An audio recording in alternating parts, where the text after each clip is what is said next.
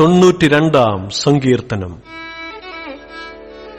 യഹോവയ്ക്ക് സ്തോത്രം ചെയ്യുന്നതും അത്യുന്നതനായുള്ളോവേ, നിന്റെ നാമത്തെ കീർത്തിക്കുന്നതും 10 കമ്പിയുള്ള വാദിത്രം കൊണ്ടും വീണ കൊണ്ടും ഗംഭീരസ്വരമുള്ള കിന്നരം കൊണ്ടും രാവിലെ നിന്റെ ദയയെയും രാത്രി തോറും നിന്റെ വിശ്വസ്തതയെയും വർണ്ണിക്കുന്നതും നല്ലത്. യഹോവേ, നിന്റെ പ്രവൃത്തി കൊണ്ട് നീ എന്നെ സന്തോഷിപ്പിക്കുന്നു. ഞാൻ നിന്റെ കൈകളുടെ പ്രവൃത്തികളെക്കുറിച്ച് ഘോഷിച്ചുല്ലസിക്കുന്നു.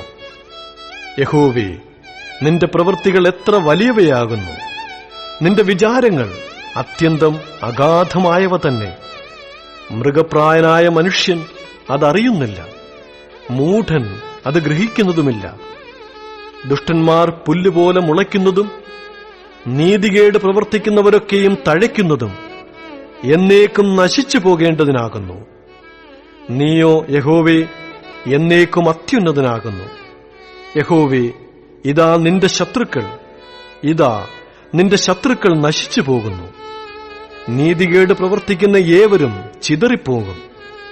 എങ്കിലും എന്റെ കൊമ്പ് നീ കാട്ടുപോത്തിന്റെ കൊമ്പ് പോലെ ഉയർത്തും. പുതിയ എണ്ണ എന്നെ തേപ്പിക്കുന്നു. എന്റെ കണ്ണ് എന്റെ ശത്രുക്കളെ കണ്ടും എന്റെ ചെവി എന്നോട് എതിർക്കുന്ന ദുഷ്കർമ്മികളെക്കുറിച്ച് കേട്ടും രസിക്കും.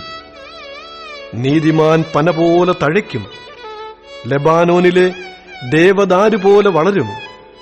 യഹോവയുടെ ആലയത്തിൽ നടുതലയായവർ നമ്മുടെ ദൈവത്തിന്റെ പ്രാകാരങ്ങളിൽ തഴയ്ക്കും. വാർദ്ധക്യത്തിലും അവർ ഫലം കായ്ച്ചുകൊണ്ടിരിക്കും. അവർ പുഷ്ടിവെച്ചും പച്ച പിടിച്ചുമിരിക്കും. യഹോവ നേരുള്ളവൻ, അവൻ എന്റെ പാറ, അവനിൽ നീതികേടില്ല എന്ന് കാണിക്കേണ്ടതിന് തന്നെ.